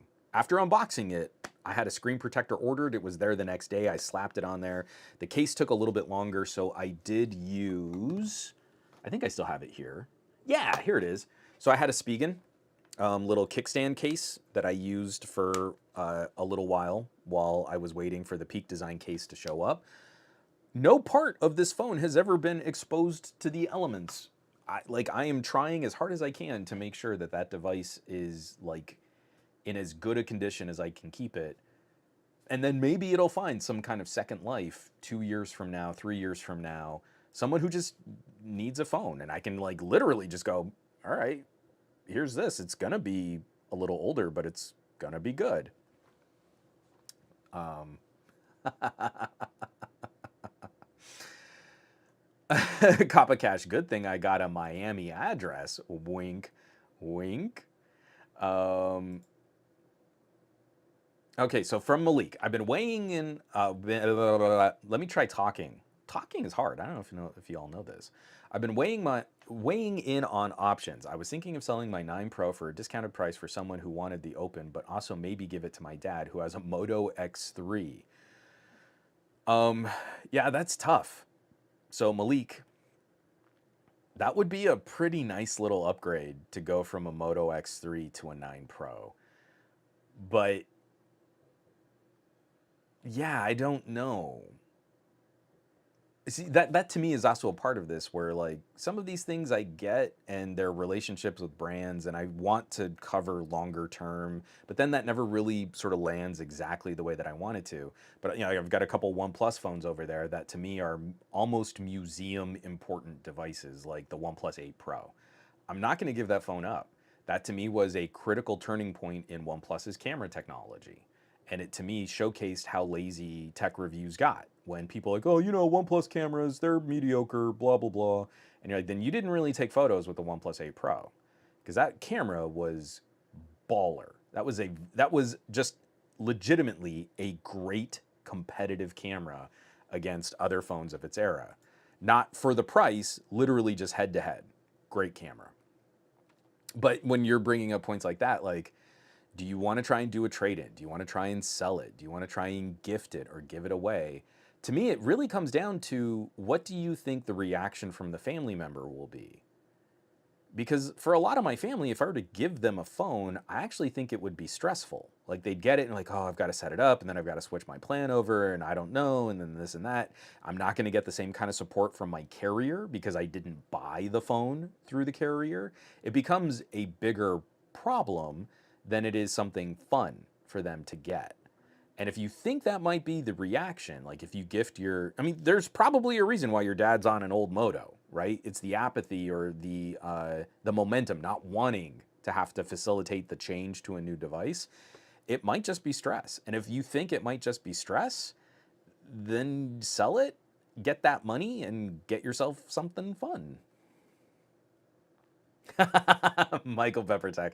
I know someone who definitely utilize a Xiaomi or a Vivo. I know you would. Um,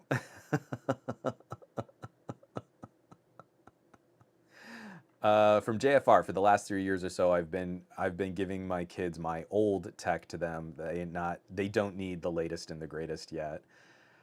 You know what's so funny to me is like we talk about things like headphones, right? And there are very few people in my family that really consider stuff like audio beyond just kind of convenience. And are like, if you wanted to try some planers, if you wanted to try, like I'm not going to let you keep them, but if you wanted to try these new ribbon headphones that I got, um, let's chat, let's share some of this. This would be really really cool. But again, it's like I kind of want there to be that little bit of fun or a little excitement or just like, oh, it would be kind of cool to test that out. Let's do it. And unfortunately, that's the last little bit of like whether or not it's a good gift exchange. I also kind of feel like the person who's giving the gift should get a little of that joy out of it too. So I was like, I could give you these really awesome earbuds, but you're gonna go like, oh, hey, cool, thanks. And like, oh, okay, well, that wasn't very fun. Whereas like when you know that you've invested in something nice, like if I give someone a Pixel 8 Pro 2 years from now, that's still gonna be a really good camera phone. It's still gonna be a great phone for someone who wants to take photos. It's still gonna be a mediocre phone for someone who's hardcore into gaming. But, again, you pick the appropriate person. 2 years into that, and the premium purchase that we make is still going to be way better than what someone might shop in some like an entry level or mid-range solution. Oh, Muppinish. I love that. My mom's first smartphone was my used Samsung S7 as I switched to a Mi Mix 1 the same year. God, the year that the S7 launched, that was such a good phone. Getting out of the Snapdragon 810 debacle, bringing back memory card support that was lost from the S6. The camera improvements were phenomenal. The S7 is a champ. I think I still have an S7 over on the shelf. For how little I appreciate or support Samsung these days, that was kind of the era that I feel we peaked. It's like S7, S8, those were great years for Samsung. Um, Muppinish. Also, have you thought about having a garage sale for all your tech? That's not a bad idea. See, I have a hard time with some of the considering who I am and considering some of the relationships that I have with brands and stuff. Like, I'm not trying to make a commentary on, hey, I'm going to give this away or I'm going to sell it because I don't like it. And I think sometimes people read into that. Like when a big YouTuber is like, hey, I've just got to get rid of some of this stuff, make me a good offer, or I'll say, like, sell it for what would have been half price if it had been bought brand new. And I think sometimes people start to read into that, like, oh, well, if they're not using it, it must not be very good. Again, I'm just being way critical and probably more deliberate about some of this than I might have otherwise. But there's also a part of me that is anxious about the idea of too many people sort of expecting that, like, hey, that's the guy that always has like crazy tech. We should find out where he lives for real. And then that's bad too.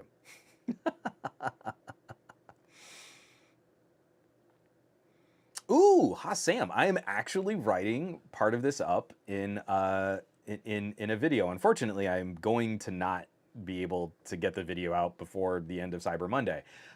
Sam says, any thoughts on Pixel Watch 2 versus TicWatch 5 Pro? Trying to decide which one to get, especially with Cyber Monday sales on the TicWatch. So, to spoil what my video on the Pixel Watch would probably encompass, um, it is a stark fight between hardware and software.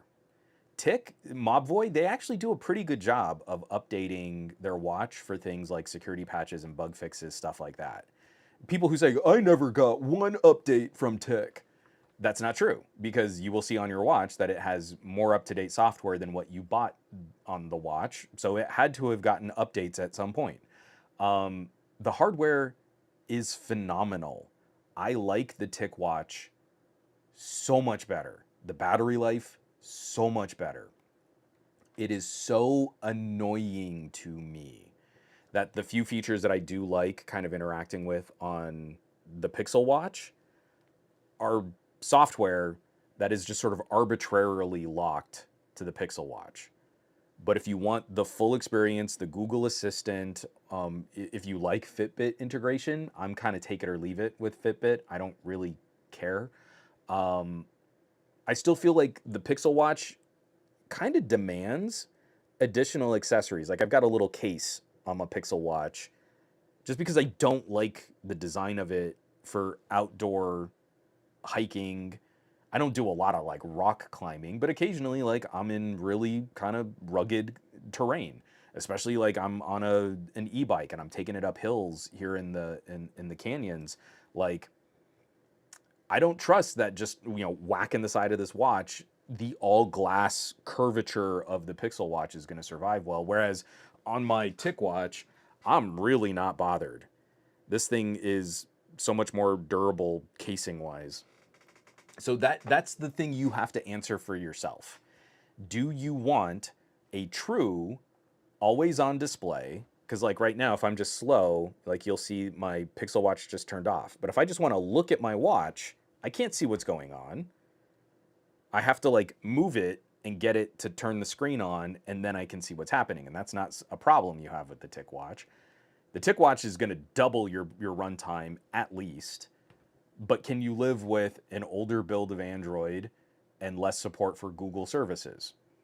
And if you can, I think the Tick Watch is a better buy. Muppinish. I bought a laptop that was perfect for my sister one Christmas for around $2,500 to $3,000 USD. She didn't even use it more than 10 minutes and wanted a Mac. Ugh, never again will I spend big on Christmas. That's the big problem. When we're gifting electronics is like, if you didn't get them exactly what they think they would have bought for themselves, you run into a situation like that. And so Muppinish, I apologize on your sister's behalf. That was a scummy way to accept a gift and to not appreciate what she had been given. Oh, Lampros. Hey guys, unfortunately becoming a member of the replay crew little by little. Hey, we have much love and respect for the replay crew. So if you're catching this on the replay, we still love to have you weigh in on thoughts and to leave comments and message and reach out. Replay is just as important as what we get to do here live.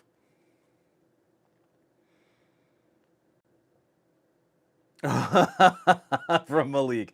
Oh no, he has the X3 because he washed my old OnePlus I gifted him. So you already gave him a phone, he destroyed it, and then he ended up with a Moto X3. Oh, if you can't take care of your phone, Dad, you can't be trusted to have nicer things. That's hilarious. Oh man. Oh, that's rough. So yeah.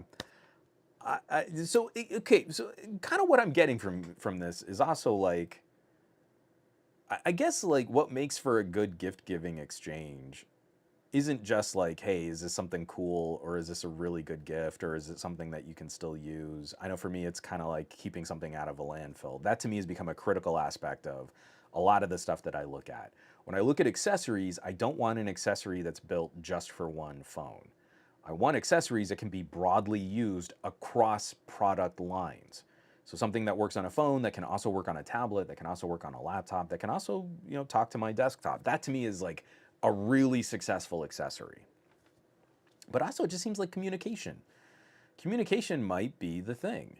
Someone who really wants a Mac isn't going to appreciate a great PC no matter how expensive or how powerful or how perfect a fit it might be for their daily needs. They wanted that Mac. That kind of thing to me, I think, is one of the most difficult aspects to clear. I wonder if the stigma of used things, though, is finally starting to kind of lift. Where if I've got something here and it would really rock your socks, maybe it doesn't matter if it was factory sealed. Maybe it's okay if it's in really good condition that I just send it to you, and that can be an exchange. That can be a gift that I enjoy giving and that you enjoy receiving, and we could both be happy with that sort of exchange.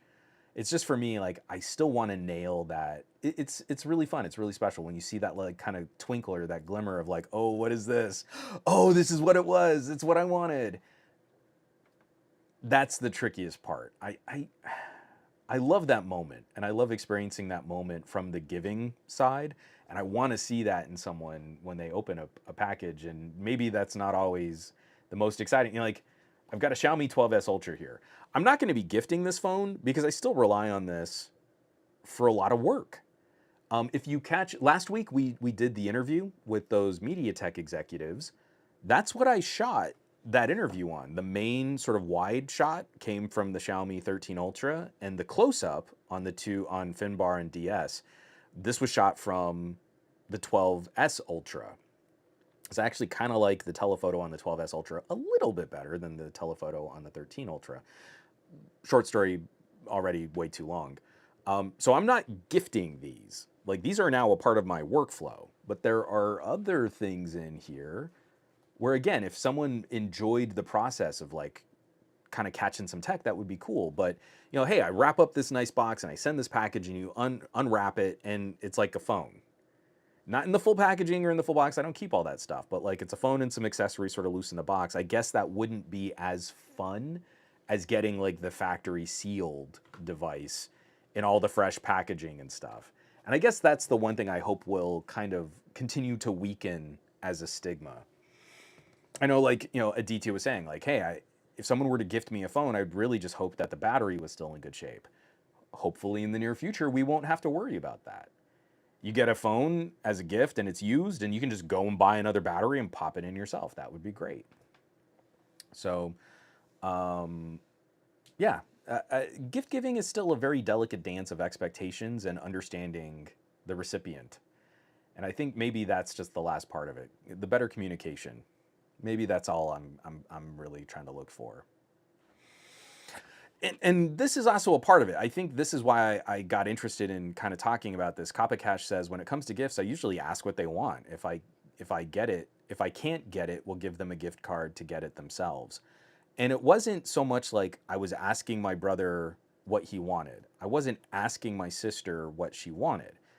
But she was mentioning like, hey, I'm having this problem with work. I've got this great little laptop, but I need space. And they're like, you know, what about a portable monitor? And she's like, yeah, I was kind of shopping some. Maybe I should just bite the bullet and get one. And then like had to stop her and say like, but I have them. Like again, there was like no consideration for like, what does my brother do for a living? Oh, right. And maybe I could have asked him about that. So it wasn't like me asking her, what do you want me to get you for the Christmas? It was like, oh, there's an issue. You know, I can fix that, right? And it was like so organic that that moment popped up. And same thing for my brother. It's like, yeah, you've got that old Motorola. I know for a fact that that old Motorola does not take very good pictures. And you've got this newborn baby, and he's super adorable. And you should be sharing more photos of your newborn baby with your family. I think I can solve that problem for you. So as soon as we're going to be wrapping up this podcast here. As soon as we're all done, I'm going to be packing this stuff up and mailing it off to my siblings, and that feels pretty good. I like that. But yeah, it's just funny that we kind of I don't know. I guess it's funny to me. I agonize over what is the perception of this, and I don't want people to feel like I'm being cheap, but I also want them to kind of acknowledge like, you know, this is still a really good piece of tech, and it sounds like you could really use it. So maybe don't read into me being cheap. I don't know. I I have a lot to unpack with a therapist.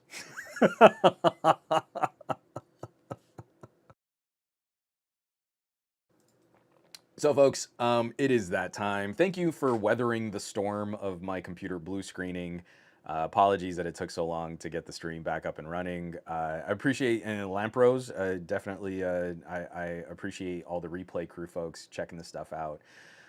I'm going to be experience heavy and shopping light for the rest of the year. I am never great at doing like, oh, these are the best gift roundups and these are the last minute holiday ideas. Oh, what about those stocking stuffers? And I wish I were better at that kind of stuff, or at least making that stuff more entertaining, because I would make more money and maybe you'd find some cool deals. But I've got a whole list of articles and videos here that I need to wrap up for the end of the year. And a lot of it is going to be on experience, is really having used this stuff out in the field where Xiaomi has kind of let me down a little bit, and I feel like that's an appropriate part of the conversation too. Talking about Pixel Watch versus Tick Watch, why I'm probably going to be going back to the Tick Watch. All of this stuff like is the follow up that I don't always get the same time to present during the year, where I'm just slaughtered with new release after new release after new release. So hopefully you're along for that part of the ride, and it's a fun way to kind of wrap up the year. I'm toying with a year-end video. I don't like doing awards or bests ofs or stuff. I might try some kind of roundup, but I'm leaning a little bit more towards something underrated. So the products that took me by surprise, or the products that I think are continuously underrated solutions, or things that don't really get the attention they deserve. I might try and do something like that as a roundup. So if you have some ideas on that kind of content, stuff that you would want to see, um, I'm probably going to be spitballing more of these ideas over on the Patreon. If you're not on the Patreon, if you hit me up on social media, I'm still going to try and collect and contribute to those kinds of conversations. But if I can just do a post on the Patreon and say, hey, this is kind of the idea, I've gotten some really lovely feedback on the Patreon. That's my plug for the Patreon. But it's really an interactive kind of conversation that I'm looking for. That's why I plug it. That kind of conversation now is so easily lost on social media, it evaporates on YouTube. It has to live somewhere where people will read it, see it, and reply. And so far, that's been the Patreon. So that's kind of why I keep pointing to that.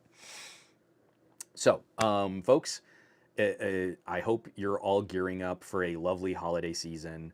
We're getting to the end of the year. We're putting all the stress on ourselves for getting to the end of the year. Don't. I know it's easy for me to say, well, it's almost impossible to actually do that, because I know I'm struggling and kind of failing to not put end of the year stress on myself. But it was really lovely spending some time with family last week, and really just spending the time with family. And if you can capture just a few of those moments in your busy work days and your busy work lives over this next month, it helps a lot.